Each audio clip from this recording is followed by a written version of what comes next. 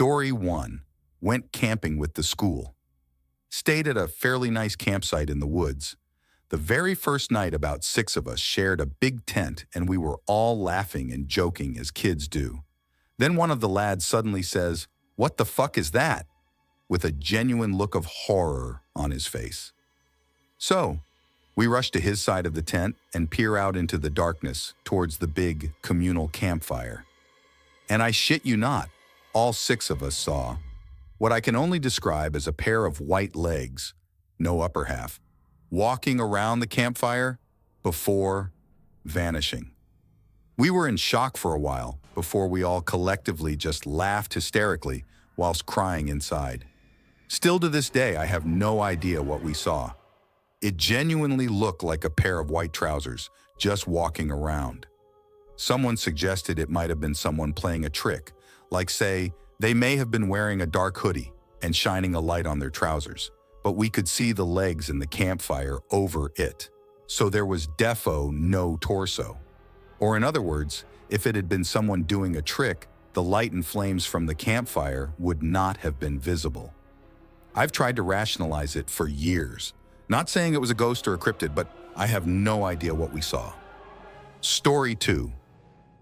About 27 years ago, I looked out my bathroom window while using it around 2 or 3 a.m. There was a lightning storm, and while looking outside during a particularly bright, lengthy episode of lightning, bluish, green, yellow color, I shit you not, I saw something run extremely fast along the side of the road that went past my house. This thing ran razor straight along the white line on the shoulder. It looked like a smallish hooded creature wearing a cloak. I'm an objective, pragmatic human being, and I've tried to be rational, reasoning with myself that it was a black plastic trash bag blowing in the wind. But if so, shouldn't it have been moving a bit more slowly and billowy, blowing around in the air and no particular pattern? I've tried to consider what I saw was a tire rolling down the road, being forced along by the wind, but wouldn't it have been a bit wonkier, maybe a bit wobbly? And would it roll at such super speed? This thing that I saw, it was close to the ground, appeared to be running in a straight line, which I could see because of the white shoulder line. It seemed adjacent. I wasn't particularly tired and hadn't fallen asleep yet, so I wasn't groggy.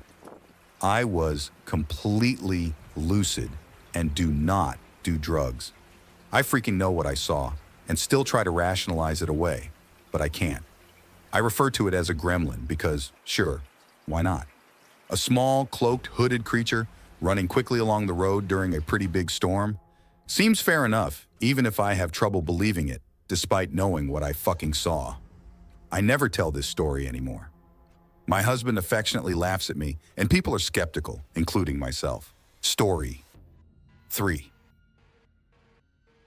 When I was in high school, my family and I lived in a loft above an insurance business downtown, and it was a smallish building.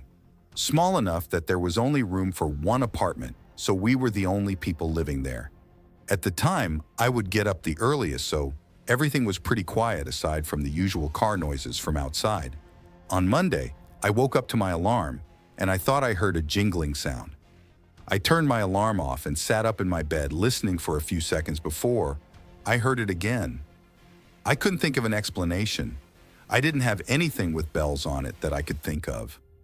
I looked under my bed and around my room to see if anything had fallen that would make a sound like that. But there was nothing. The setup of this apartment was weird.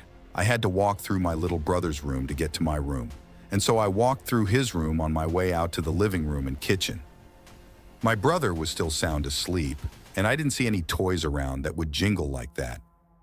Upon entering the living room, I immediately noticed that the laundry room door was open. Not wide open, but cracked open enough to make it obvious.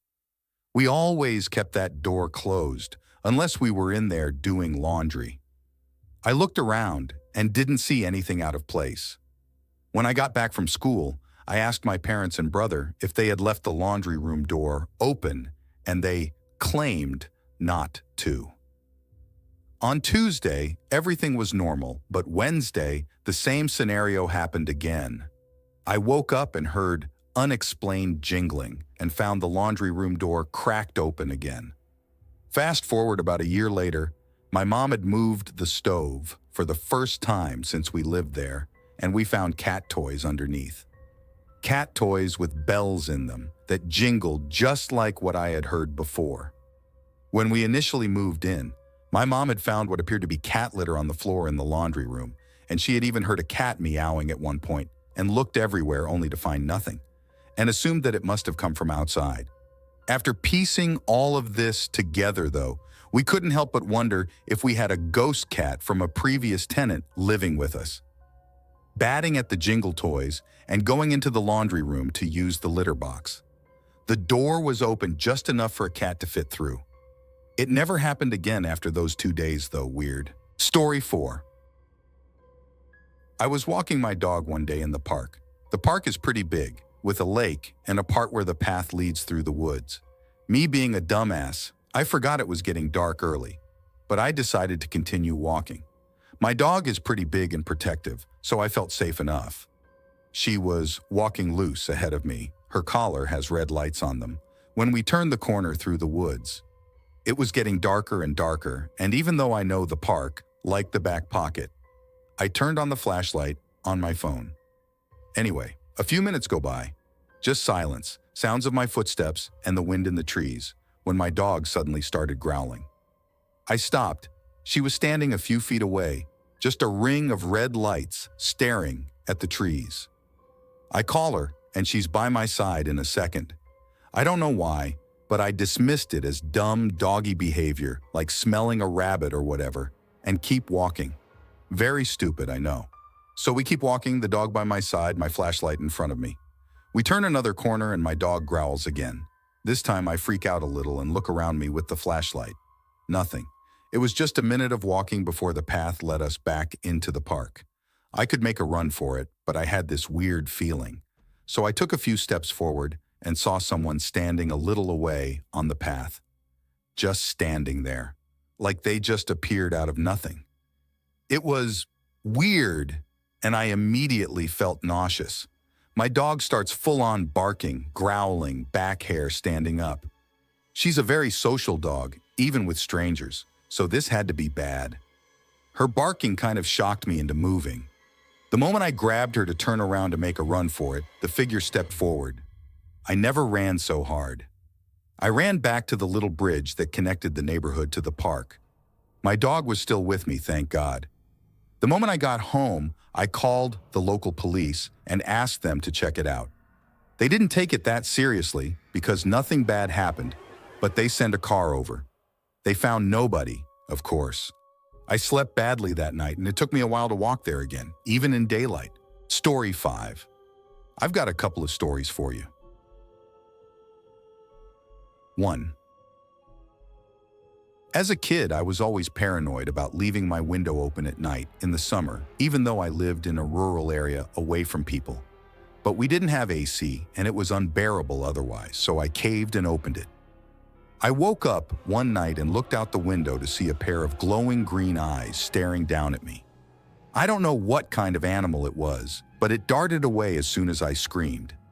Freaked me out so much, I slept with the window closed for 2 weeks and suffered. 2. Heard a woman whisper in my ear while laying down in bed as a child. Crystal's clear voice sounded like she was right next to me, but there was no one in my room as I was home alone, and it wasn't my mother's voice or her girlfriend's voice. It said, "Don't be afraid." 3. I worked as a park ranger, and the weirdest thing was finding a shrine in the park before opening that hadn't been there the night before. Even weirder?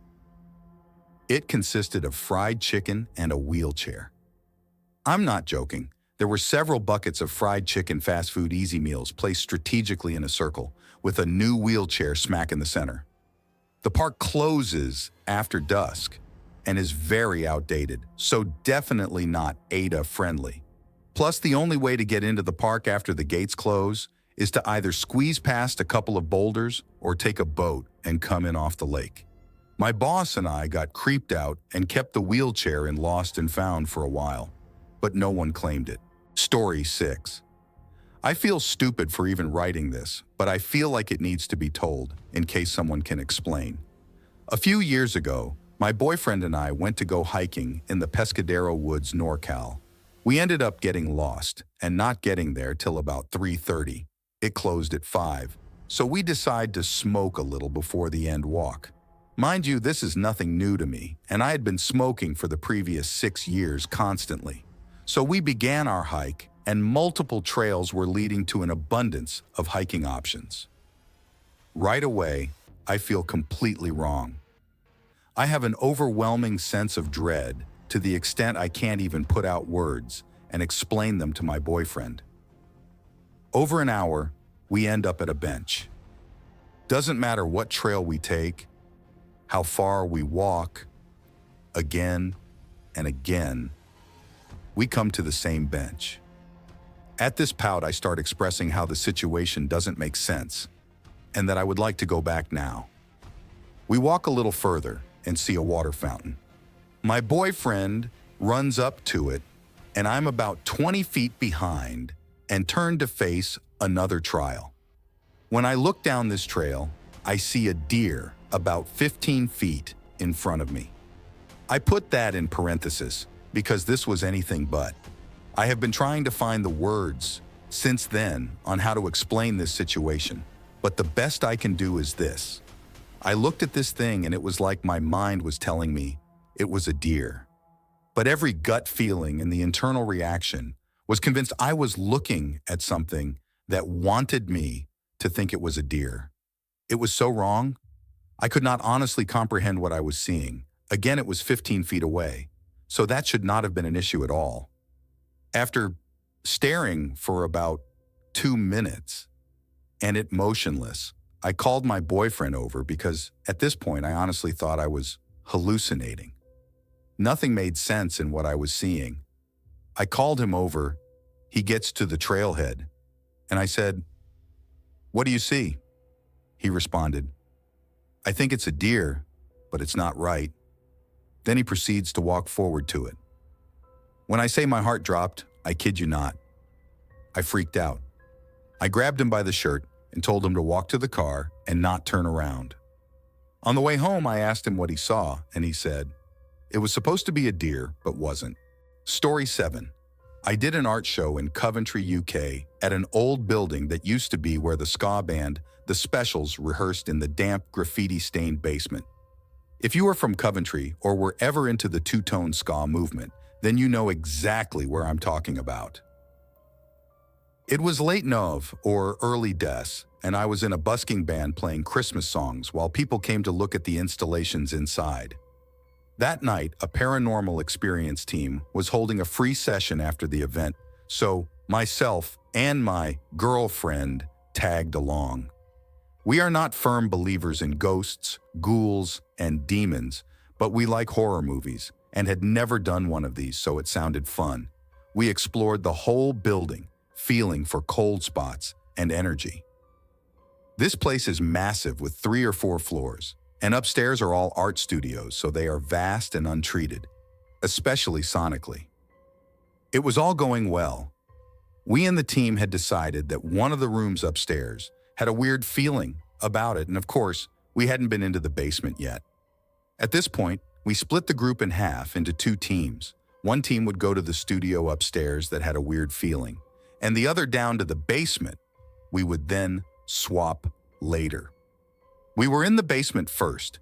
We were led down the stairs and, armed only with torches, began to explore the dark, cold, and wet rooms. The team told us it used to be a youth center, so they tried holding hands and talking to the space to see if they get any response. All quiet, nothing. It was windy that night, so we'd get the occasional leaves sweeping past the window, but generally it was a disappointing response. During one of these communicative exercises, I was drawn to a long, dark corridor that had small rooms on the right and led to a stairway on the left. I didn't separate from the group, but something kept me looking back into the dark void. After a few attempts and a few jokes made about the lack of activity, it was at this point we decided to swap the teams around. As people made for the door at the far end of the room, I took one more look into this corridor where I saw, thought, I saw, imagined. A young chap wearing blue jeans, white trainers, and a white t-shirt. He was blonde and had a noticeable silver chain around his neck that he wore over his shirt as a sort of statement. I can still remember his stance and everything. It was surreal and spooked me a bit. At the time, I convinced myself that my brain had just filled in a space. I was told it was a youth center, so my brain desperate for a result. After a few hours in the dark, just put a young man in the darkness. I thought about bringing it up at the end, should we talk about our findings, but wasn't sure if I should. We went upstairs, which had a few noises answering our responses. They could have been the sound of radiators or old pipes, but it was fun and eerie at the same time. We all met up again in the main reception room downstairs to conclude the evening. The usual speeches of, join us again, discount, blah, blah, was most of this. But just before leaving, they asked for any final thoughts. I had said to myself that what I saw was probably nothing. It was late, let's all get home kind of attitude. That was until a middle-aged lady of the other group said she was sure she saw a tall chap in white downstairs. I tuned in to every word. He had white shoes and was just peering around a corner in the basement by that long stairway. She continued to say that she wouldn't have noticed him if it wasn't for a silver necklace shining around his neck just as she was leaving. I didn't tell anyone that night what I saw, not even my girlfriend. There was no way the mediums or paranormal team could have constructed this for a result while we swapped locations. That was a creepy day for me. I haven't had a chance to go back there since, but do park along that road when visiting shops nearby. And I'm often reminded of the figure in the dark corridor and how a stranger described the same thing from a separate group. Sleep well, Redditors. Story 8. This is back in Mexico when I was close to 6 years old. In small towns in Mexico, it is common that the bathroom is detached from the home, or sometimes, like in our situation, in a room on top of the roof. Roofs in Mexico are usually flat cement roofs. The rule in my house is if you have to pee at night, you have to go pee on the lawn. Don't wake mom up unless you have to go number 2, then she'll take you upstairs. Well, on this day I went out to pee and I'm a girl, so I'm squatting. I look up and see a light floating above my roof. I thought it was a street light at first, but it starts moving closer and closer to me. I start panicking, but my immediate reaction was to freeze. I could not move. I was in complete shock. Suddenly, I felt something tell me to move. I say felt because it wasn't like I heard it, but more like a knowing. Run, move, get out. I remember running to my room while my pants were still wrapped around my ankles. I couldn't sleep all night. The next day, I remember telling my cousins about it. They all said it was probably a witch. I did not tell my parents because that house was also haunted as heck, and I already knew the response I would get. Oh, it's nothing. After this, I wet the bed until I was around 8 or 9, even after I moved to the US. I used to think it was some kind of ghost, but I'm also leaning now towards a UFO. Although, every day on a Wednesday, at the same time, you could hear what sounded like a rock hit the roof and then roll around the entire roof from one end to another. So it might have also been my haunted-ass roof. Story 9. Have security cameras been installed a few years ago after someone attempted to break in the back door? The door itself is steel, and the doorknob is one of those that has a keypad with an actual keyhole above it in case the keypad quits working. They fucked up the keyhole and even pulled out the pins, but the door stayed locked. The cameras were put up for about a couple of years. Nothing of interest, aside from a fat-ass opossum who likes to hang out by the carport. That is until about 3 in the morning one night. The camera sees me outside. I'm doing my usual nightly things. I'm a total night owl and will go outside periodically throughout the night to walk around the property. I head inside. Not even 10 minutes after coming inside, I'm not joking, it happened that fast. A beige Tahoe towing an empty trailer shows up. It approached not from the road, but from a field behind the property. The Tahoe stops right at the back door, and two men come out. The driver hides out of sight from the camera.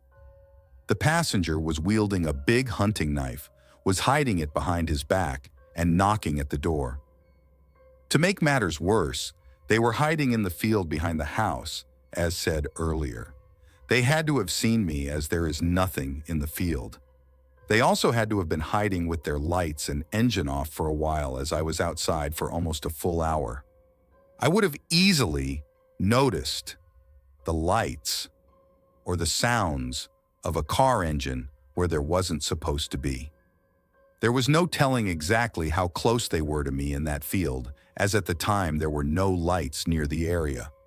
I also did hear the knocking. No one else in the house did, as I was the only one awake at the time.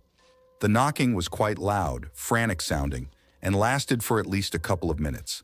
I didn't answer it, as I just never answer the door after dark, unless I am specifically expecting somebody. I honestly still think about what would have happened if I was expecting somebody. To watch the exact situation unfold on security cameras the next day was honestly scary, and put into perspective exactly how close I was to likely being killed. Especially considering that the men didn't try to force entry, they simply gave up and left.